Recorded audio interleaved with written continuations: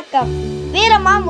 வீரமாமுனிவர் திருச்சியை ஆண்ட சந்தா சாஹிப் என்னும் மன்னரை சந்தித்து உரையாடுவதற்காக 2 மாதங்களில் உருது மொழியை கற்றுக்கொண்டார். இவருடைய எளிமையும் துறவையும் கண்டு வியந்த சந்தா சாஹிப் இஸ்மத் சந்நியாசி என்னும் பட்டத்தை வீரமாமுனிவருக்கு அளித்தார். இந்த பாரசீக சொல்லுக்கு தூய துறவி என்னும் பொருள்.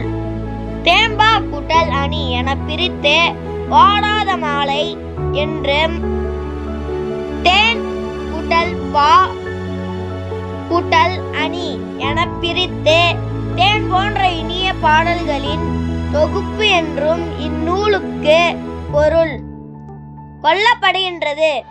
கிறித்துவின் வளர்ப்பு தந்தையாகிய சூசைபர் என்னும் யோசேப்பினை வளவனை பாட்டுடை தலைவனாக கொண்டு பாடப்பட்ட நூல் இது.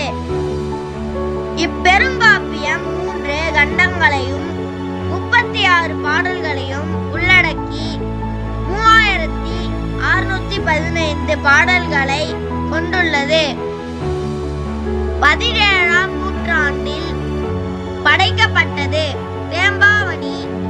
இக்காப்பியத்தை இயற்றியவர் வீரமாமுனிவர். இவரது இயற்பெயர் கான்சுடான்சு சோசப் பெசுகி. தமிழின் முதல் அகராதியான சதுரகாதி. தொன்னூல் விளக்கம். இலக்கண நூல்.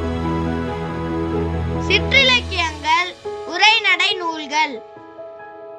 பரமார்த்த குறுக்கதைகள், மொழிபெயர்ப்பு நூல்கள் ஆகியவற்றை இவர் படைத்துள்ளார். இந்த வீடியோ உங்களுக்கு பிடிச்சிருந்தா லைக் பண்ணுங்க, ஷேர் பண்ணுங்க, கமெண்ட் பண்ணுங்க, சப்ஸ்கிரைப் பண்ணுங்க, கூட இருக்க பெல் ஐகானை கிளிக் பண்ணுங்க. தேங்க்யூ, பாய் பாய்.